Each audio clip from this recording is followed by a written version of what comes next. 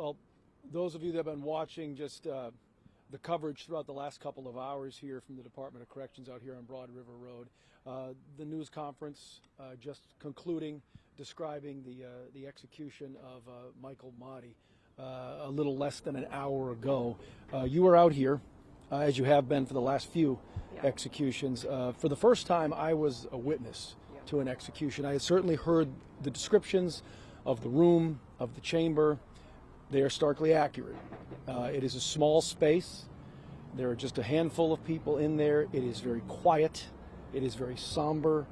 There are no warnings at which point anything's going to happen.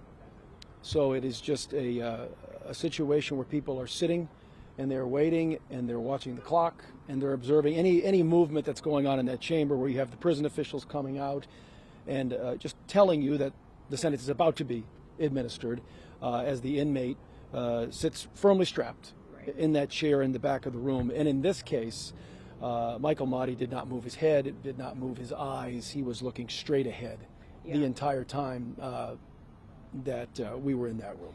Would you say that you went in with an expectation of maybe how things were going to play out based off of just what we know from the South Carolina Department of Corrections, and did it go that way? I think it did. I think it played out as exactly as the procedures have been described to us before I ever stepped into that room. Also, based on the previous firing squad execution of Brad Sigmund a little more than a month ago, it seemed like everything played out exactly as it was said a month ago. The only difference is that our colleague Jeffrey Collins from the Associated Press noted was I guess the groans of the inmate. That he said that didn't happen last time. And there were probably 3 separate groans over the course of about 45 seconds until Mahdi took a very deep last breath, and then there was no movement whatsoever. And it seems like a difference also is there was pain in this one, and we aren't sure if there was pain for lethal injection. So I guess it raises the question of which, one method is quicker. Certainly this is. But maybe there's pain. And so, what did the inmate want? Mm-hmm. It's hard to say, because his legal team never gave a rationale for why Mr. Mahdi chose this method of execution as opposed to lethal injection or even the electric chair. It's been quite some time since that's been used here in South Carolina. But based purely on descriptions from previous executions we have both covered, lethal injection included, that is a very lengthy process. As was described to me too, again, by our colleague Jeffrey Collins, saying that this is very fast. Even from the moment you walk in that room, you're not in there very long. And we also know that a family member of one of the victims was there, the Orangeburg public safety captain. That's correct. There was a family James member. Myers. And so, do you know which family member that was? We were only told it was a family member. And so, with that being said, we don't know who the family member was, but I will say on social media, on one of Myers' his daughter's page, she was posting really just yesterday and even days ago saying, this day was finally coming, and it whoever was there to witness this, seemed to be brought to some emotion in there based off of one of the testimony.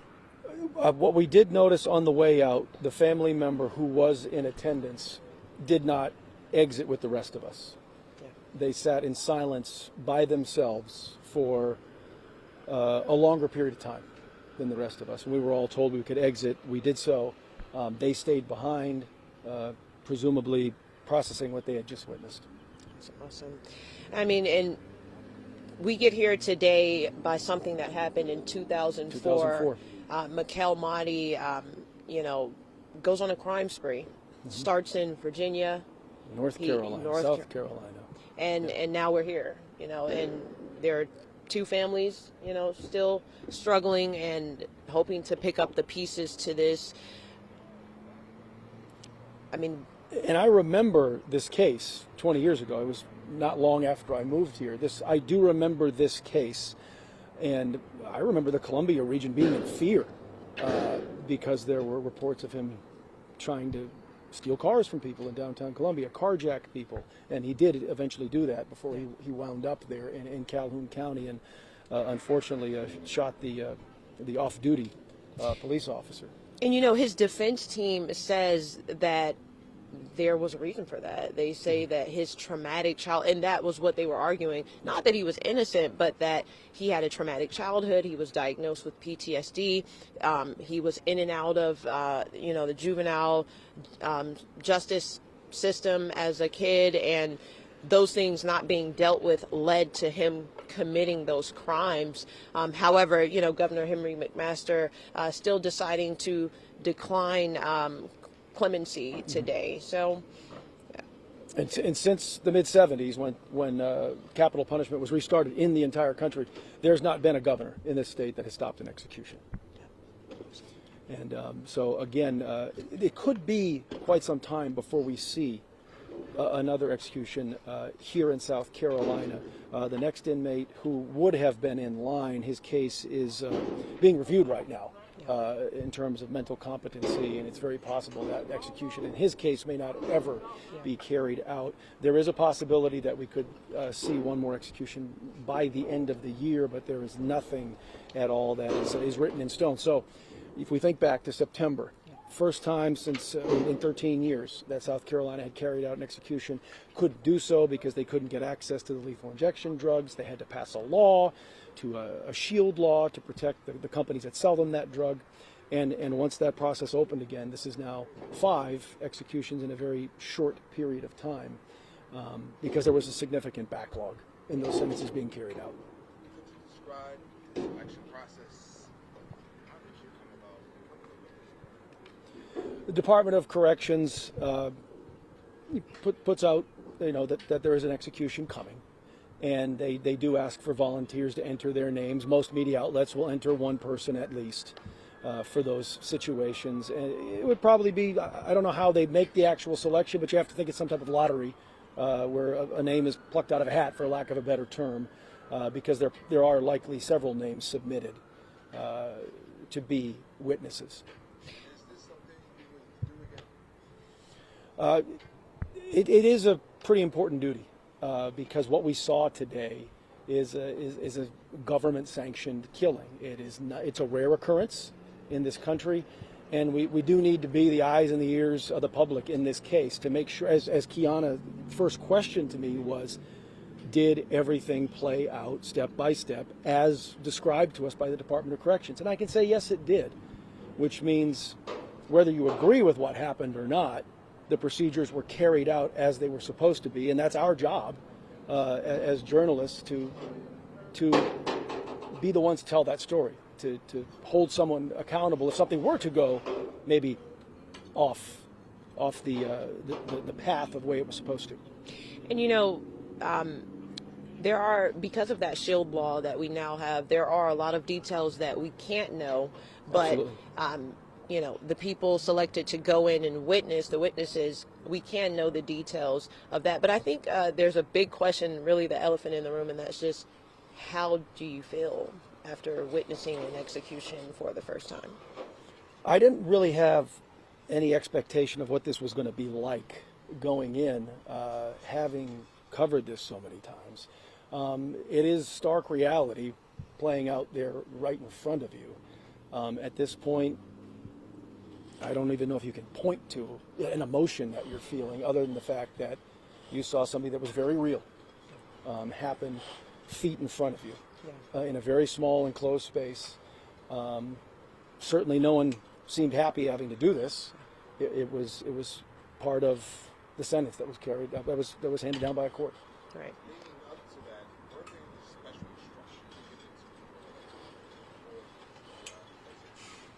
instructions? You are told just to be in silence. Once you enter the capital punishment area, you are not to speak to anyone. It is a somber place.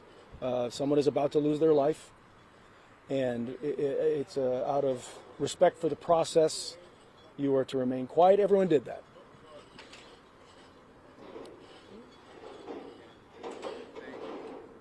You're also a journalist. Would you be interested? What's your take on No, that's okay. I would not witness it. Not at this point in my life. I've heard gunshots before, and I think that's real enough for me. So, and that kind of leads me to what could you describe the sound of the gunshots? I mean, I've been shot guns, certainly handled guns, so I've been around gunfire. It certainly wasn't as loud as I expected, and you're in a very small space, and sure, there's no countdown; it just happens, and so there's no warning. So, I mean, everyone in the room kind of jostles a little bit when you hear the noise, but that's it. It's one set, and there's nothing else after that. It's back to silence. And it's one after another. They seem to happen all at the same time. All at the same time. Yeah. Okay. They did. Well. At this point, I don't think we can. I think that all of us describe, in that news conference about 20 minutes ago, described exactly what played out. Everyone that's watching saw that. And again, I don't know when we're going to have another sentence carried out in the state. But of course, we'll be here to cover it because that's our duty. Whether we're witnesses or not, we will be here to tell that story. Yeah. And do you think there will be any, anything following this, any protests, anyone speaking out, or anyone saying, this is what should have happened? I feel the group that has been consistent with their messaging, the South Carolinians for Alternatives to the Death Penalty, they are very committed to their cause, and they will continue to fight for whatever those alternatives are in their view. They're never going to stop doing that, and because they're very committed to getting people to ask questions about whether this is the best form of punishment for crimes. Awesome. So that'll conclude our coverage here from Broad River Correctional, the execution of Mikal Mahdi here in Columbia.